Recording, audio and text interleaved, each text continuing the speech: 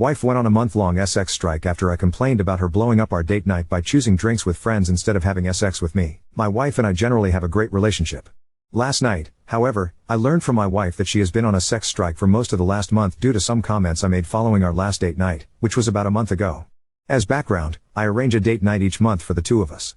I plan a dinner somewhere nice, arrange a babysitter, feed our 3 kids dinner, and otherwise handle all of the logistics so that all she has to do is show up. Typically, we will grab drinks somewhere after dinner, sometimes meeting up with friends for the drinks portion, and other times going just the two of us. Earlier this month, I planned an evening out and we had a fantastic dinner together. After dinner, I proposed that we go to a nearby wine bar, but my wife, who had been texting with the wife of a couple we are close friends with, asked if we could go meet up with them for drinks instead. I was fine with that, so we headed towards a nearby bar that they had proposed. However, the other couple's dinner ran later than ours, and by the time it ended, the wife was tired and decided she wanted to go to bed. As such, her husband ended up taking her home and then joining us at the local bar they had proposed. Around 11:45 we had to leave to relieve our babysitter. My wife was having fun and didn't want the evening to end, so she invited our friend over for another drink. I told her I was fine with that, but that I was hoping to be in bed by 1 a.m. As background, I do the morning shift with our 3 kids every day and they get up early. My wife promised that we'd be in bed by then. Our friend came over, we opened a bottle of wine, put on some music, and we're all having a good time. 1 o'clock comes around and he gets up to go, but my wife tells us we can't leave, as she is vibing. I stick around for another 10 minutes or so and then decide to call it, as I was getting pretty tired. My wife tells me she will be up in another 10 minutes. I get ready for bed, which takes about that long, and don't hear her coming, so I go to bed. Around 3 o'clock, I get woken up by her coming into our bedroom. She was drunk at this point and made a lot of noise. I'm now wide awake, and if that happens, it usually takes me a while to go back to sleep. In this case, it took me until around 5 o'clock, which was fun when the kids woke up at 6:30. Anyways, at this point, since I'm now wide awake, I ask her if she'd want to have sex, probably not the most romantic, I know. She declines, as she is tired and wants to go to sleep. Fair enough, I don't push the issue, and she immediately falls asleep. However, I can't sleep now due to being woken up, and sit there and stew for a few hours, mostly frustrated at being woken up but also annoyed at how the evening went overall. My first mistake was sending her a text, while she is asleep, saying that her actions that evening were hurtful and that it felt like I planned this nice evening, only for her to end up spending the later part of it with someone else, and not like that. I am 100% confident they were just listening to music and chatting. The next morning, she came downstairs apologetic. However, I made the mistake of mentioning that her actions made me not really want to plan these extravagant date nights anymore, as she had broken her promise about going to bed at a reasonable hour and then ruined my sleep. Not the first time this has happened on a date night. Then, and this is where I may be the asshole, I added that this was at least the 4th date night in a row where the night had ended with us not having sex, and that in my mind, a good date night ends in sex. I also added that this one was particularly offensive because it felt like she abandoned me at the end of the night. These comments really upset her, and she said they made her feel like I only appreciate her for sex. She added that date nights should be about having fun and enjoying her company, and that I should assume we won't have sex on date nights. Honestly, I have some sympathy for her perspective about enjoying each other's company being the most important part of a date night, but I also don't think it is unreasonable to feel a little let down after planning a romantic evening, especially since it had become a pattern, and particularly where she effectively chose to do something else rather than have sex with me. Update 1:1. Why involve friends on date night? Because she asked, it wasn't what I had planned, but I do try to make her happy. 2. How often do we normally have sex? 2 to 3 times a week, which is honestly pretty good for having 3 young children, although the distribution tends to be a little uneven, i.e. we might have it 5 times one week and then only once the next. I also try to be a generous partner, and almost always try to get her off first, unless she just asks for a quickie. 3. How did I not notice the sex strike that was going on for almost a month? I intentionally took a week off from initiating in an effort to show I wasn't just about sex, and then I caught a severe case of COVID at the end of that week, and then she got her period, and then we went on a trip, where sex is hard with small kids. So even if she hadn't been intentionally withholding, there wouldn't really have been an opportunity for it. Just a really unfortunate series of events that happened one after the other. We also did slip in a couple of sessions in there where she initiated, in what she called moments of weakness. Frankly, we both like sex, but she is sometimes willing to hurt/penalize herself to prove a point. Also, we've had 4 or 5 stretches in the past where we have gone many months without sex due to childbirth, major surgery, depression. I do truly care for my wife, and I'm willing to play the long game. 4. Why were you not worried about your wife being with a male friend late at night? We're very close to this couple, and they are probably over at our house at least once a week. The husband in particular is close friends with both me and my wife. His wife works very early in the morning, so she pretty much always goes to bed very early. As such, he is often left alone at night, and he frequently ends up at our place, where we play board games or cards, listen to music, play guitars, etc. It is not at all unusual for him to come over and stay late at our place, as my wife and I stay up much later than his wife. It was only weird, and frustrating, because my wife invited him over on a date night. Our friend is also a really solid guy. He's probably the safest person I could think of to hang out with my wife who is a guy. I know the optics aren't great and that if I were a third party I'd probably think something shady is going on. Just knowing the people involved, it's not something I am concerned about. I'm confident our friend intended to come over for just a drink. He did in fact try to leave, and he had even called an Uber. My wife grabbed his phone and canceled it. And I do think they did just lose track of time. We had a brief power outage the day before, so our living room clock was not working. 5. What happened on the other 3 dates? On one, we had met up with a large group of friends at a bar after dinner and we were all having fun. Unfortunately, one of us had to relieve the babysitter. I kindly offered to go home and let her stay out with the crew. Many of our friends stay out late, most have family or a full-time nanny that can do overnights. She ended up staying out until after 3 o'clock and was blackout when she got back, so I helped her get into bed and called it a night. On another, we got into an argument over something stupid at dinner and it killed the mood. On the third, she just was very tired by the time we got home and wanted to go to sleep, which is totally valid. I didn't complain or push it. This wasn't really a pattern of any specific behavior on her part. I was more just frustrated that circumstances seemed to always conspire to prevent the ideal date night from occurring, and this one being foiled was definitely her fault. 6. Why did your wife stay up so late? My wife is a bit of a night owl. Her ideal schedule is probably to stay up until 12 or 1 and then sleep in until 9. And on the weekend when she is having fun, she would easily stay up until 2 or 3. This is something that we have argued about in the past, as once she gets going she doesn't like to stop, which she admits isn't the best, which always leaves me needing to be the responsible one. I've told her in the past that I'd gladly stay up until 3 o'clock with her if she agrees to do the morning shift the next day, but she has always declined on the basis of that not being enough sleep. 7. How is your division of labor? I work a high-pay, long hours job, and my wife is a som. When I'm at work I'm obviously gone and she takes care of the kids. When I'm not working, I probably do 60% of the household labor and she does 40%. I try to do the heavy lifting with the kids when I'm home because taking care of 3 young kids is exhausting, and I know she appreciates the break. In particular, I do the morning shift, which we both view as the worst one. She is definitely appreciative of all the household labor I do, and has stated she recognizes that I do more than any of our male friends. 8. Is your wife a good mom? She's a fantastic mom, really, truly fantastic. She puts in a ton of effort making our kids' lives fun and full of whimsy. She's all their friends' favorite mom since she's fun and cares about them. She goes 100% when taking care of the kids, which I think is why she sometimes parties perhaps too late and doesn't want the night to end, as taking care of kids really is draining, especially if you go max effort. 9. How is your relationship otherwise? We both do thoughtful things for one another. I make her coffee every morning and leave a note for her next to the mug. She helps my mom with tech support, which is a true act of love. I did it for years and hated it. I buy her flowers about once a week and will randomly surprise her with small gifts. She will buy me less frequent, but larger and more thoughtful, gifts. If you take sex out of the equation, the relationship is great, and until a few weeks ago I would have told you that was great too. 10. Are you an unreliable narrator? I hope not.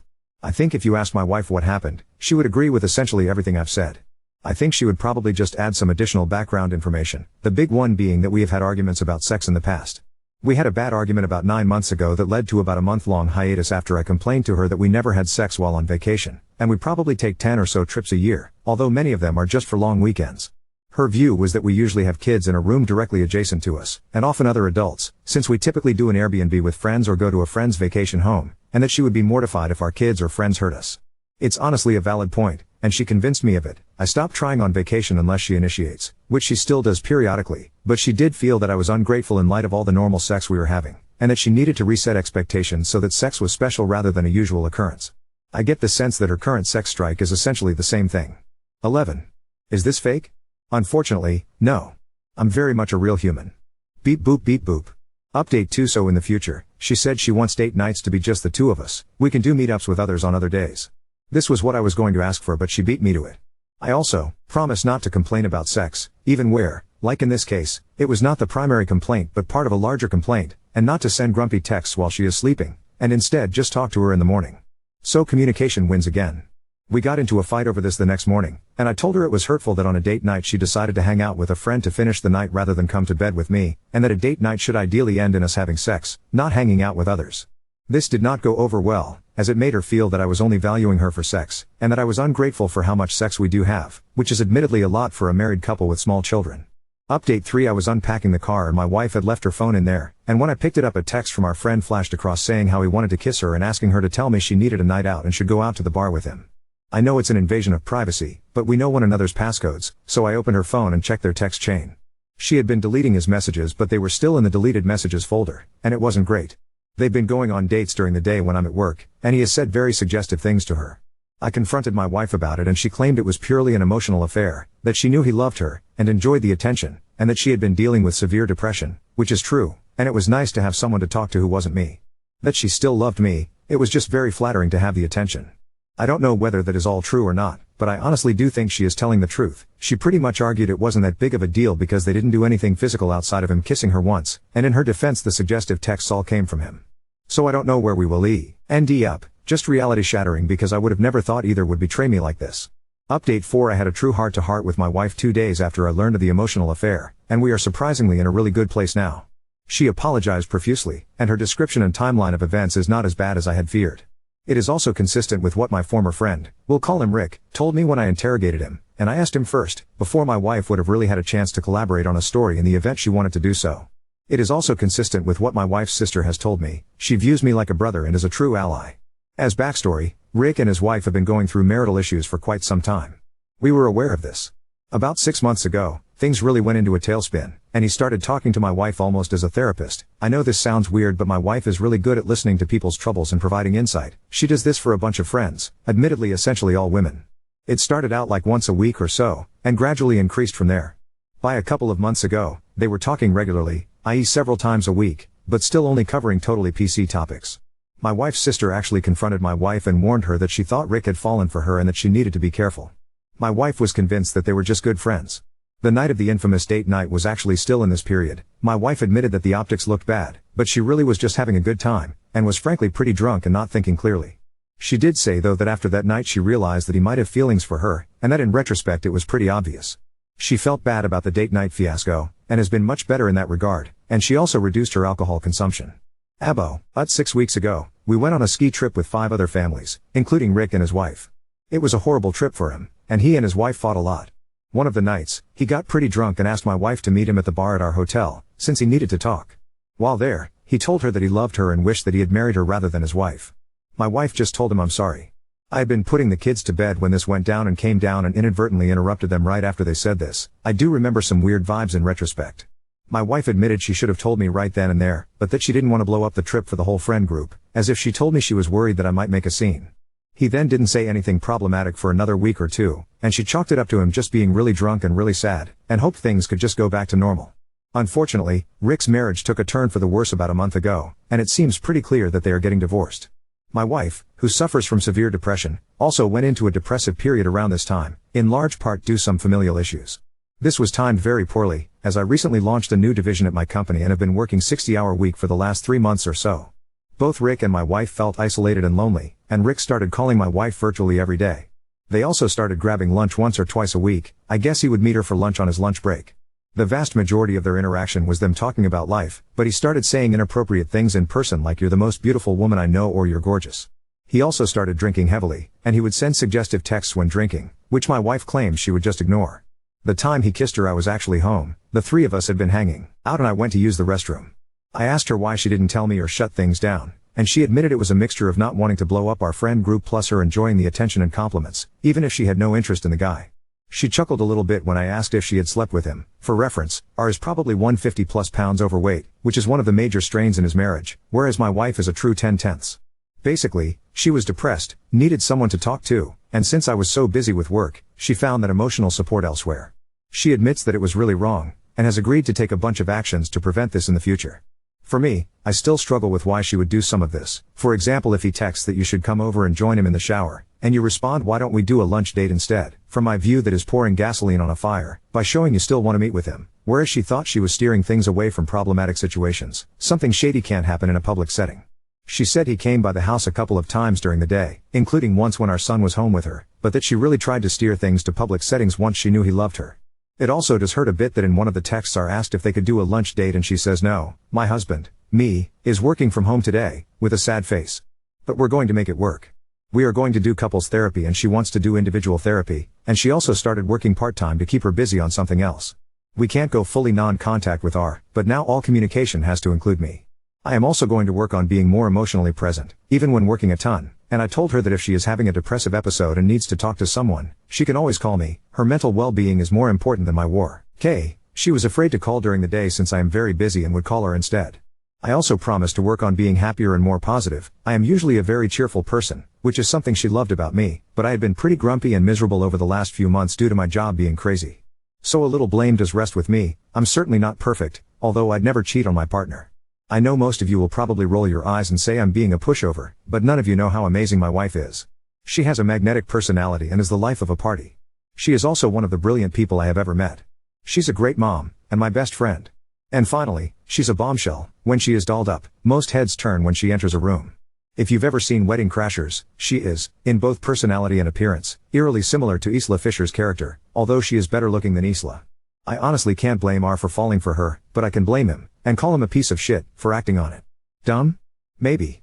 But my wife is too amazing to let go over this without a fight, especially when she seems committed to fixing things, and actually apologetic, including for getting defensive the night I discovered it.